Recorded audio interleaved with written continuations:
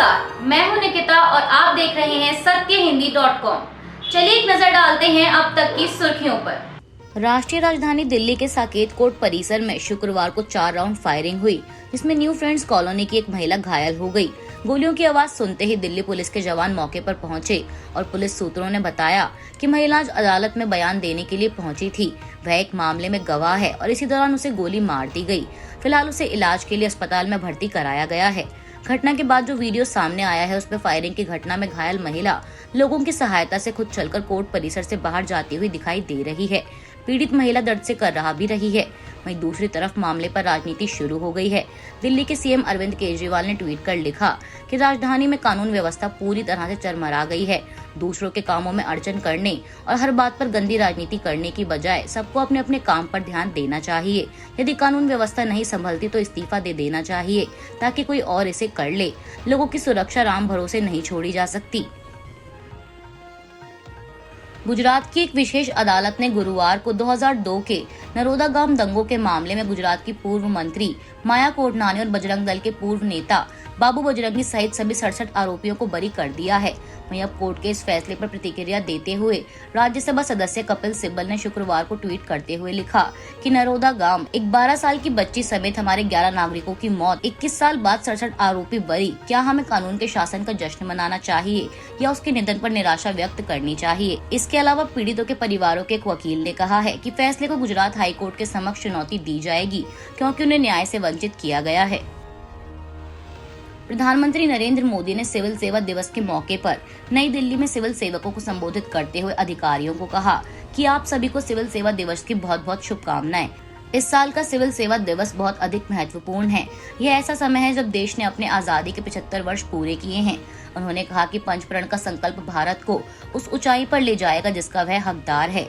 PM ने कहा कि देश को आजादी के अमृत काल तक लाने के लिए उन अधिकारियों की बड़ी भूमिका रही जो 15-25 साल पहले इस सेवा में आए हैं और अब आजादी के इस अमृत काल में उन युवा अधिकारियों की भूमिका सबसे बड़ी है जो अगले 15-25 साल इस सेवा में रहने वाले हैं।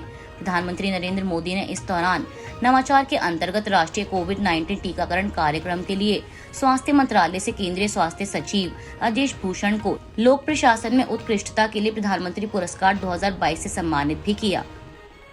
प्रधानमंत्री नरेंद्र मोदी रेडियो शो के जरिए मन की बात कार्यक्रम को संबोधित करते हैं, जहां वो भारत के नागरिकों से रूबरू होते हैं और अब जल्द ही इस कार्यक्रम के 100 एपिसोड पूरे होने वाले हैं। इस बीच खबर है कि इस मौके पर 100 रुपए का सिक्का जारी किया जाएगा। सिक्के पर मन की बात 100 लिखा होगा। सिक्के पर माइक्रोफोन भी बना होगा और 2023 अंकित होगा।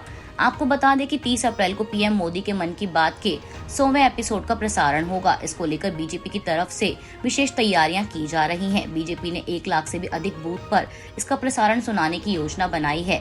साथ ही पार्टी ये भी चाहती है कि दुनिया भर में इसका प्रसारण किया जाए। राजस्थान में सचिन पायलट और गहलोत सरकार के बीच का तनाव कम होता नहीं दिख रहा। दरअसल अब सचिन पायलट ने रामप्रसाद सुसाइड केस में गहलोत के मंत्री महेश जोशी के खिलाफ मोर्चा खोल दिया है। पायलट मृतक के परिजनों से मिले और उसके बाद निष्पक्ष जांच और कार्रवाई की मांग कर एक नया विवाद खड़ा कर दिया। आपको बता दें कि अगले कुछ महीनों में राजस्थान में विधानसभा चुनाव होने हैं। अब ऐसे में सचिन पायलट और गहलोत सरकार के बीच चल रहे मनमुटाव से कांग्रेस के लिए राज्य में मुश्किलें बढ़ सकती हैं। बता दें कि मामला जयपुर के परकोटा इलाके का है। यहाँ सचिन पायलट बीजेपी के सांसद किरोड़ीलाल मीणा के नेतृत्व में उस धरने में बैठे दिखाई दिए, जहाँ रामप्रसाद मीणा नाम के एक शख्स की खुदकुशी को लेकर इंसाफ की मांग की जा रही है। पायलट ने भी गहलोत सरकार के कैबिनेट मंत्री महेश जोशी और बाकी आरोपियों पर कार्रवाई की मांग की है। आपको बता दें कि जयपुर के परकोटा इलाके में रामप्रसाद मीणा नाम के शख्स ने 4 दिन पहले खुदकुशी कर ली। खुदकुशी से पहले उसने वीडियो जारी किया जिसमें उसने आरोप लगाया कि मंत्री महेश जोशी और कुछ अन्य लोग उसे दस्तावेज होने के बावजूद भी मकान नहीं बनाने दे रहे। वह जिस मंदिर परिसर में रह रहा था उससे भी उसे बाहर निकालने की कोशिश कर रहे हैं। वहीं 3 दिन से मृतक रामप्रसाद मीणा के परिजन उसके शव के साथ धरने पर हैं।